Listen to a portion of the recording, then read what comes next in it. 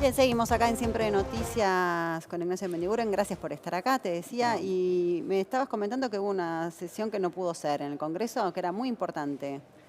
Sí, pero es muy triste. La verdad, Sí. hoy tengo una sensación de vacío, una sensación de impotencia. ¿Por qué? Primero por lo que teníamos que debatir, sin lugar a dudas, que ahora vamos a ver lo importantísimo. Pero el otro, la actitud. Un gobierno que el presidente lo tenía en la huía, nos llamó al diálogo, nos llamó a la necesidad de sentarnos a una mesa, de dialogar, de buscar consensos. ¿Dónde se buscan los consensos por excelencia? En el Congreso. Convocamos una sesión especial con temas tan trascendentes como la educación.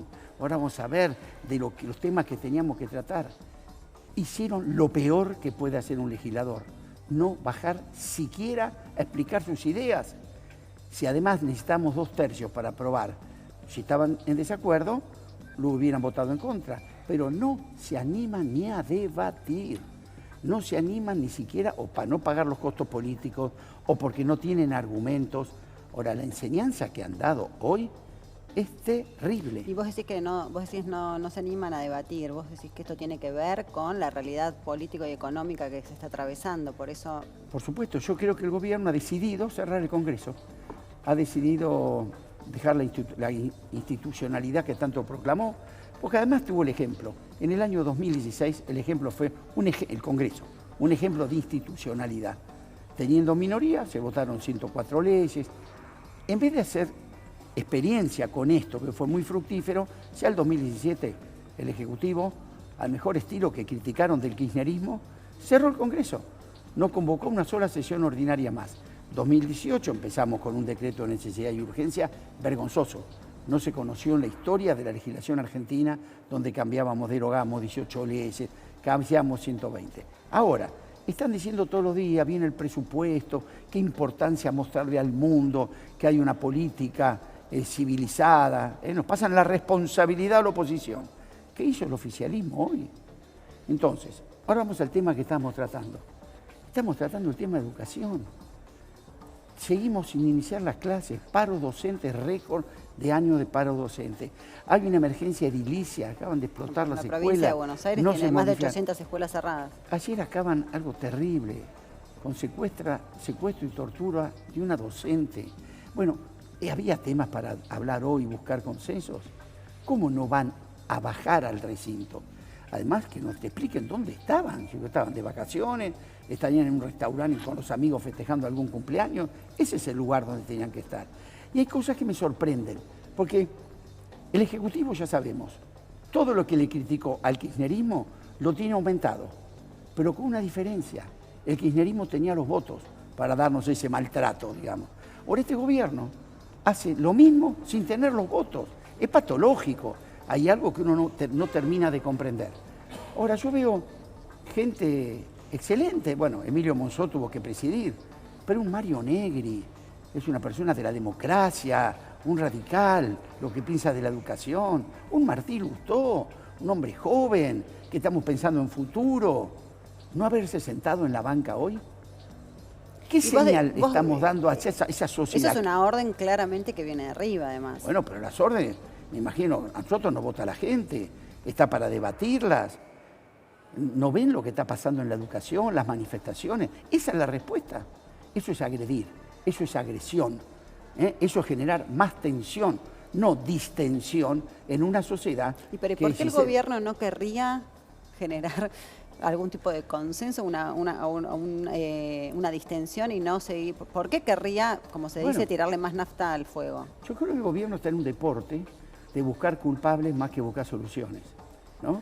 Y acá le ha salido mal, porque está claro que si no va a decir que hay una oposición que desestabiliza, una oposición que no busca consensos, fue la que vio hoy. El único que desestabiliza, que no busca consensos y que no debate los temas es el gobierno. Así que quede claro que el camino de la tensión, de la confrontación, el viejo duranbarbismo, que yo creo que fue eficiente en las elecciones, porque aumentando la grieta, ganaron elecciones con la polarización, pero ahora hay que gobernar. Y para gobernar, lo de hoy, ahora, ¿qué nos van a decir del presupuesto? ¿Qué vamos a tener? ¿Que aprobar un presupuesto porque si no la crisis no se va a poder soportar, a poco menos que pretenderán a libro cerrado, y en esto no dialogan. Entonces, bueno, vengo muy mal, la verdad reconozco, Sí. disculpame, estoy No, y teniendo, triste. bueno, y teniendo la noticia que se conoció la inflación más alta del año, A ver, que encima se sabe que todavía esta no está calculando la superdevaluación que hubo, con lo cual va a ser probablemente más alta la del mes que viene, la que estamos transitando este mes. vos sabés lo que yo pienso, porque si hay algo que no dude que terminamos acá, fui yo desde el primer momento. El modelo, cuando en Argentina se instala como eje de la política económica la bicicleta financiera, siempre terminó de dos formas, mal o peor, nunca terminó bien. Porque además la contracara de la bicicleta financiera es el aplastamiento de la Argentina productiva.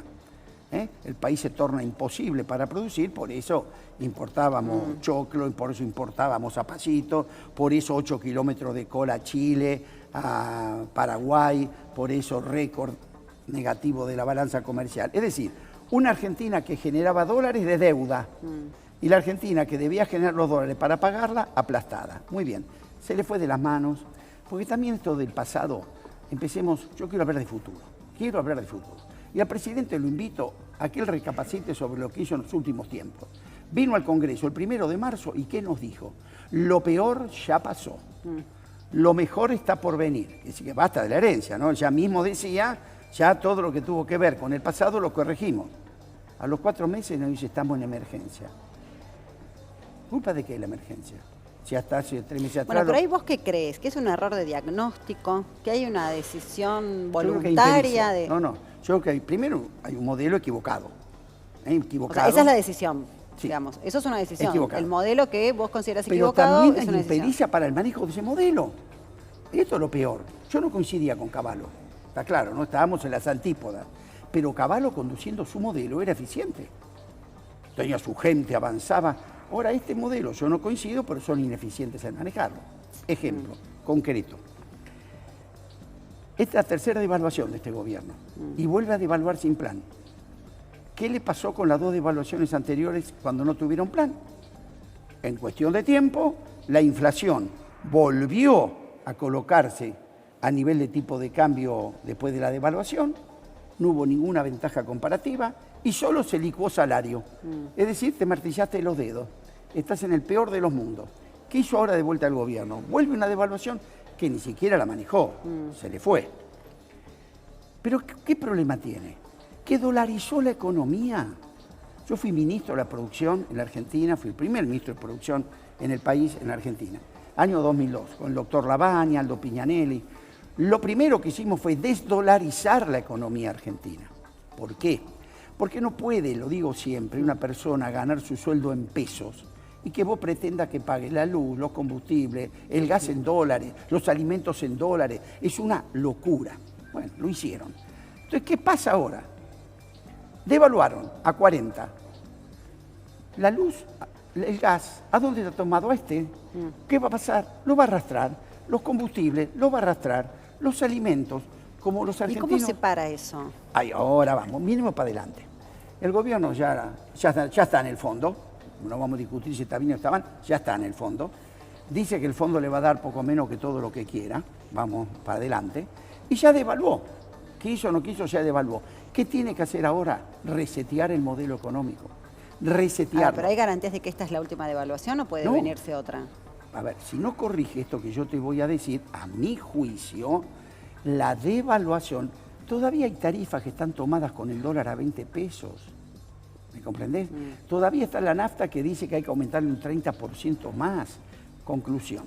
Oye, hay que sentarse con esta devaluación, que ya está, que ya se pagaron los costos. Hay que tratar que no vaya a precio, para que tenga algún beneficio, que la economía pueda empezar otra vez, en vez de ir a Chile, como fíjate que ya pasó, a comprar, vendrán los chilenos a comprar en la Argentina. Ahora, si no desdolarizamos la economía, esto va a ser imposible. ¿Qué hay que hacer también? Ir a buscar recaudación donde hay capacidad contributiva, no donde no hay. Basta de ajustar sobre la gente cuando todos los ahorros que a vos te trajo la quita el subsidio de las tarifas, que lo pagó la gente, ¿no? Se fue para pagar intereses de la deuda. No mejoraste en nada tu cuadro fiscal. Además, sacan las retenciones. Esto como que interesa el quirófano con un hacha. Vos lo que tenés que decir, a ver, miremos sintonía fina. Hoy dijo que eran temporarias, pero bueno. Pero además, hacelo bien. Por ejemplo, es lo mismo una retención sobre una economía regional que tiene aceituna, fruta en Río Negro, donde trabaja muchísima gente y el costo es bajísimo porque no exportan mucho, que con el sector sojero, que no trabaja nadie, no hay empleo. Entonces, ¿qué tenés que hacer? No hagas la misma. Dale menos a la economía regional para que no la desalientes. Vamos a un nivel recaudatorio. Te lo acepto. Ahora, pero ¿por qué en vez de sacarle al que está exportando, por qué no vamos y ponemos una tasa de estadística también a importaciones de productos terminados que se producen en la Argentina? Entonces vos recaudás también y das cierta protección al empleo de esos sectores. Hay montones de cosas para hacer. Por ejemplo, es lógico que los que blanquearon capitales y ni siquiera lo trajeron al país, vos les bajes todavía impuesto al patrimonio. No, poner un punto de impuesto al patrimonio y vas a ver cómo podés recomponer, pero no afectando otra vez el salario. Porque toda la estructura que el gobierno armó es en la base de licuar salario. Fíjate una cosa, para parar la inflación, ¿anclaron tarifas? No, la dejaron correr. ¿Anclaron el tipo de cambio? No, está en el 60%. Perdón, en 40 pesos. ¿Anclaron la tasa de interés? No, está en el 60%. ¿Qué es lo único que anclaron? Salario. Es tan difícil entender que el motor del mercado interno es el poder adquisitivo del salario.